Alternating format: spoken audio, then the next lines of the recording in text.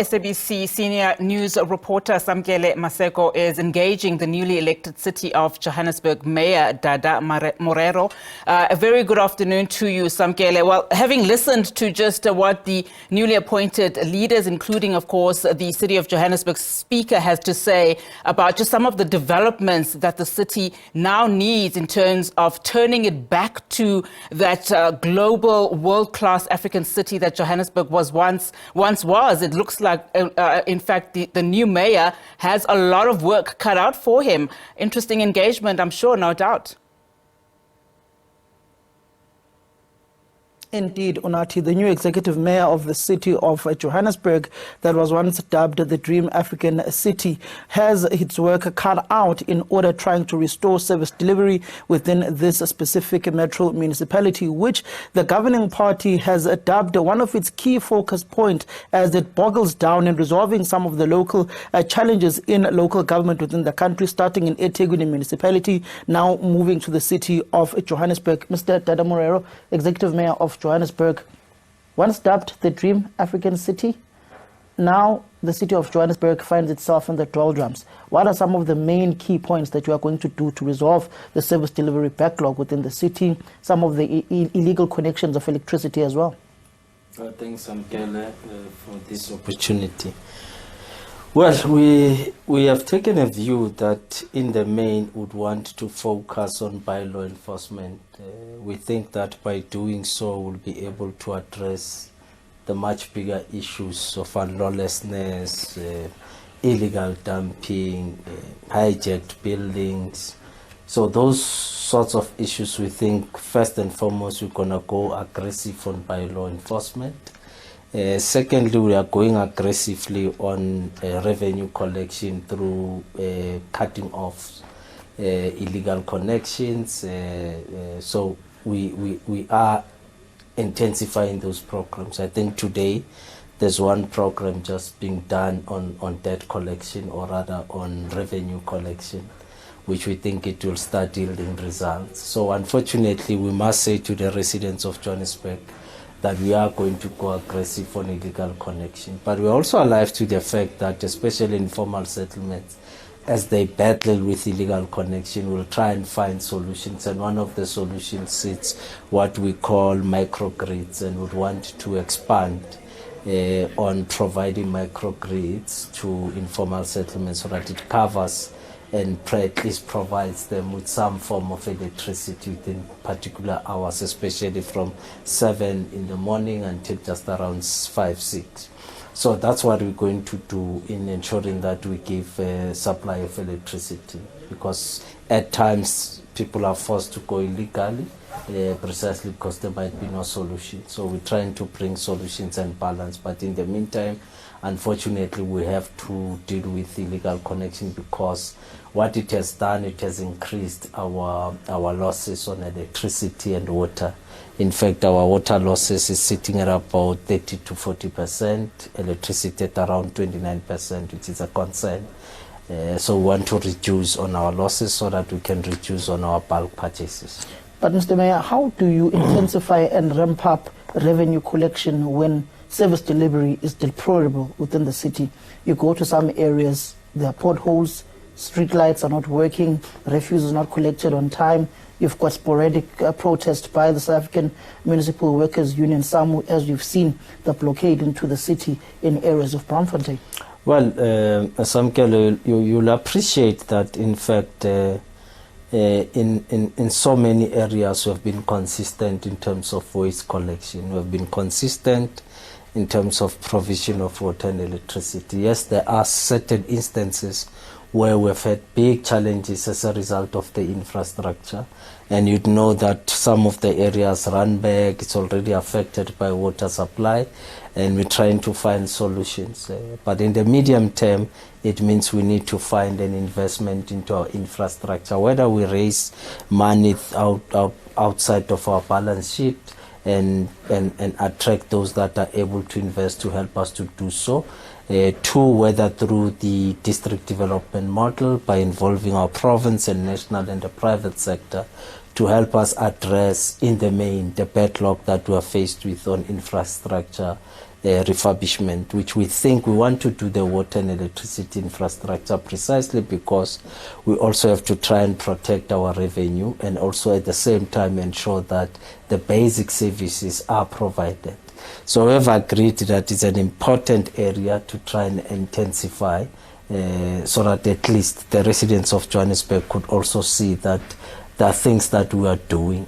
But over and above, we have also noted, you'll know that if you drive around, you'll see some of the few streets that we have started or roads that we have started resurfacing, and others we're trying to do, of course, closing of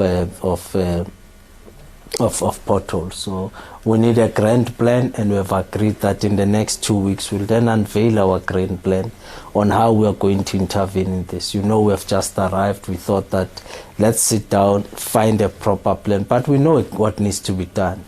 But knowing what needs to be done also means we also want support from the residents, ratepayers association or community organization, civil society, so that they also help us in contributing not just only ideas, but mobilization of our residents to also contribute towards payment of services and other things. You bring up a critical point of the roads infrastructure. JRA during the era of Parkstown, and I'd go back to previous mayors of the city, used to be given a budget of about 1.5 billion rands in order to maintain and to construct new roads within the city. Today, you look at the budget of roads infrastructure within the Joburg Roads Agency, they're sitting at about 750 million to 800 million on a financial year. Is that enough in order to make sure that you maintain roads of the city and you close potholes? You are aware that, Samkele, it is as a result of the rebasing that we had to do in January. The budget was way over $1 billion, but unfortunately because of the rebasing on the basis of the resources that we have, we had to cut not only JRA but almost all departments that we had to cut.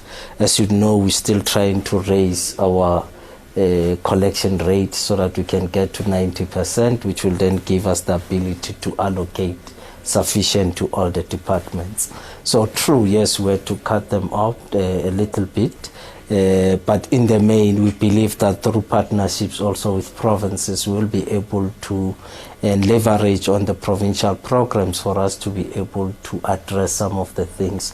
We know that there was commitment, of course, from the provincial government to help us with just around 40 roads or so, a program that we just need to finalize so that the spending on it can come from province and clearly close the gap on some of the challenges that we have. But we're also concerned that our residents should also help us to deal with infrastructure vandalism, especially with traffic lights. It's a difficult one. It's also difficult to police, but we've got a major problem, and we are now looking at other alternatives of what type of street lights, traffic lights we can put, including street lights, which we are losing a lot of money due to vandalism of those street lights.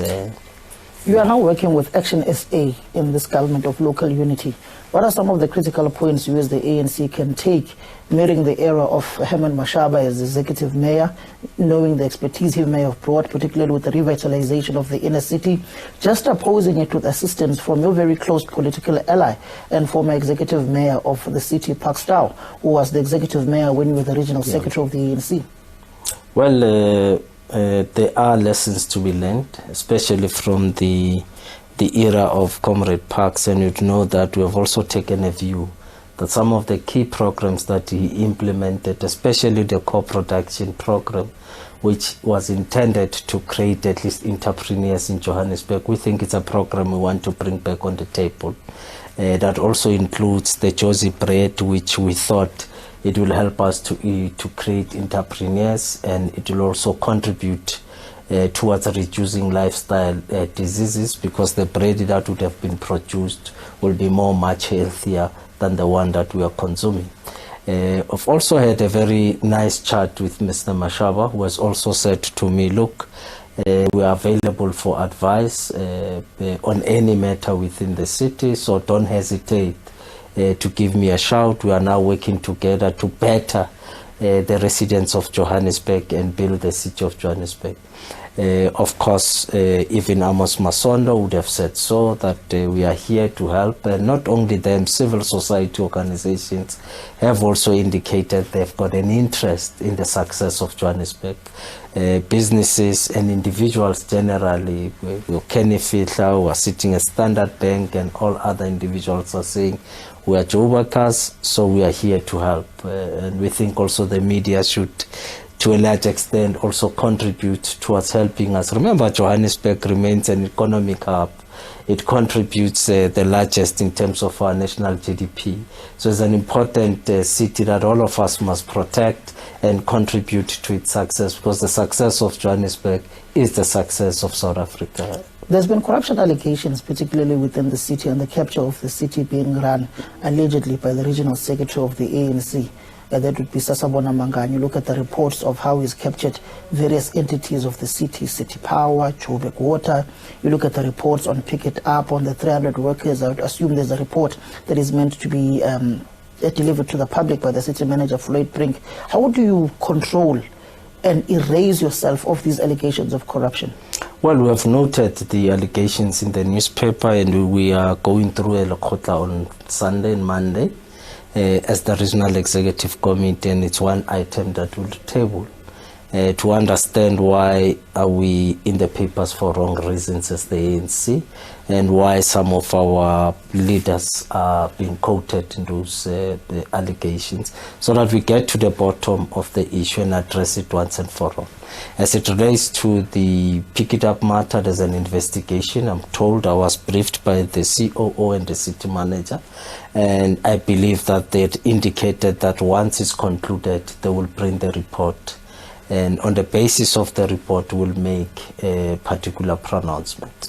But remember, from the governance side of the city, we've got a governance structure. We've got what we call a shareholder, which then helps us to manage entities. But over time, you find that certain things do happen in the appointments of boards. Certain individuals come in who don't necessarily have the intentions of building organizations, but they're looking at their own interest in the value chain of the business. And it's something that, as the executive mayor and of course as the chairperson of the ANC in Johannesburg, we have to find a way of dealing with those things and close them down, and ensure that everybody who's there can comply to the Companies Act, can comply to the FMMA, and of course the shareholder compact. So we'll have to deal with that. Unfortunately, it requires us to be very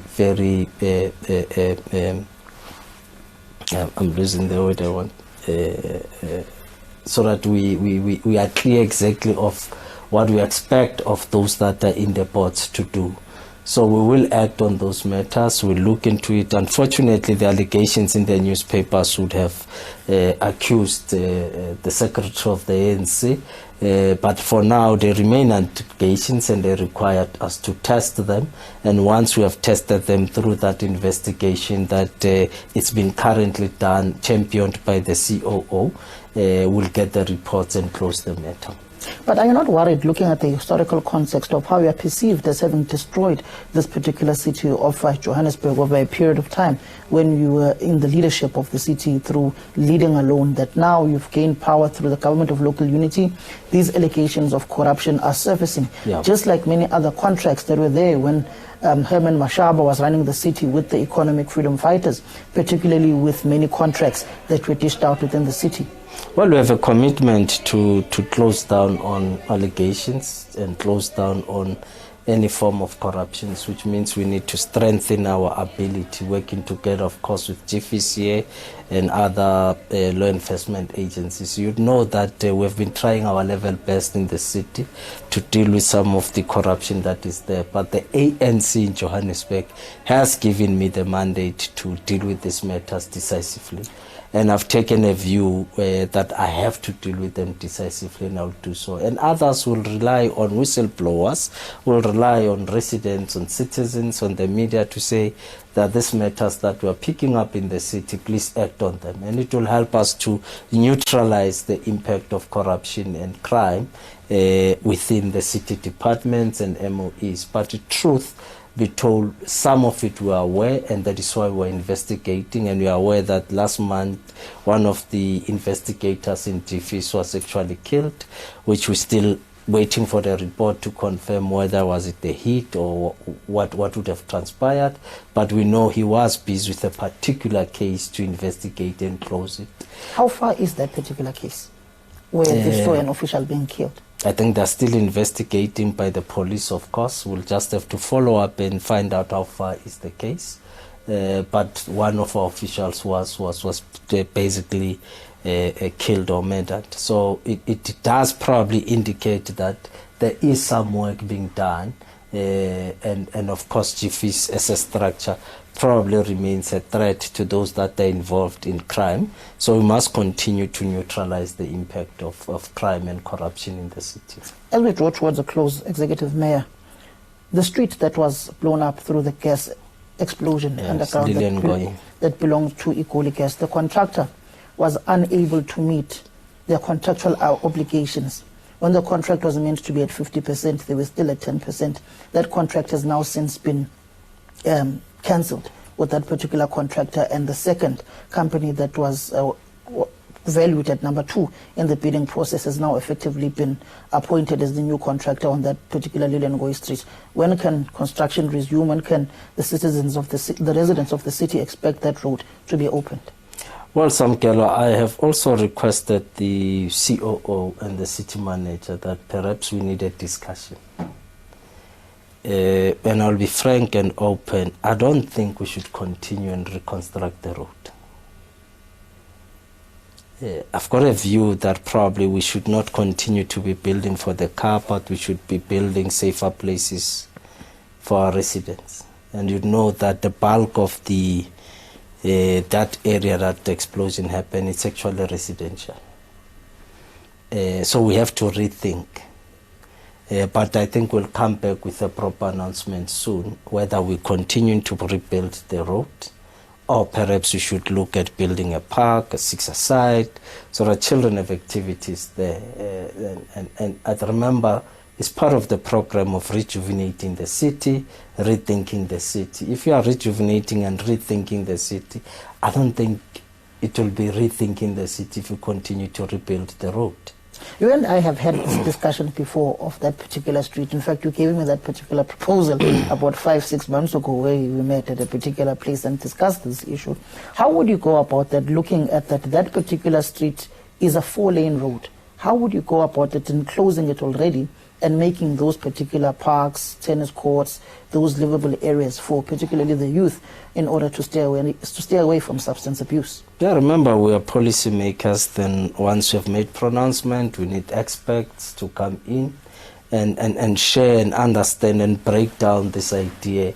Whether it's a workable idea, it might not be workable, by the way, but let's put it to test and see if we can do something better for the residents of Johannesburg, as opposed to just rebuilding for the road, rebuilding for the car. And I think the mentality and the thinking should be long-term in everything that we do towards dealing with congestion, dealing with all sorts of things in relation to public transport. That is why I'm saying we have to rethink.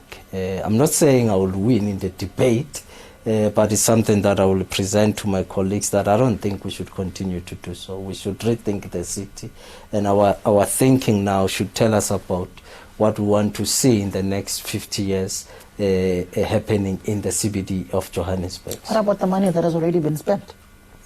In fact, the money that has been spent, remember, it will inform us whether is it contributing towards the new project, because they would have fixed certain things within that street. So we'll have to make an analysis of that. But it would mean you'd have to go back and re-advertise, re-tender this particular development. Look, Samkele, you must make decisions, and when you make those decisions, implement them on time, with speed, and you don't delay. There's no need for it to delay. You already have a service provider that is in the space, and you basically says, this is the spec, we've changed this thing, so we want to move in this direction. So FMMA does allow you to do certain things for you to speed up the delivery of whatever project you'd want to do. But it's a discussion that I'll still have with the colleagues. As I said, it's something that I may not win. So lastly, Mr. Mayor, sticky issue. Yes. The future of the city manager, Mr. Floyd Brink. There were reports the DA wanted him booted out of the city. Some political parties seemingly were confused on the matter. Ultimately, he was brought back. Some within your own regional executive committee are not pleased with the work of Mr. Floyd Brink. They perceived him to be a proxy of, one may say, the economic freedom fighters. Where do you, as the executive mayor, stand on your city manager? Well, we took a decision to appoint Floyd. And it's important to understand that Mr. Brink was a decision of the coalition that we must appoint him as the city manager. And that decision still stands. And we said he must come in. I think his contract will then end towards 2026. And of course, the DA then took a decision to go to court. And we then said appeal. And we took a view and we appealed the decision. And the decision is still within the appeal process. But look, Mr. Brink will be working with myself as the executive mayor. And of course, there are certain expectations that as executive mayor I'll have and I'll put in our discussion. We're having a handover session tomorrow, myself and the city manager, so that we look at issues that needs to be done. We come out of our strategic session and then we'll say these are the things that needs to be done and this is how your performance will be evaluated on the basis of what we've agreed upon. So those things will then be put to him. In fact, today, this morning, I just concluded the handover on the performance report, which impacted on Mr. Brink and the previous city manager, Mr. Brian Maduka, and we assessed their performance and we have made particular decisions on their performance.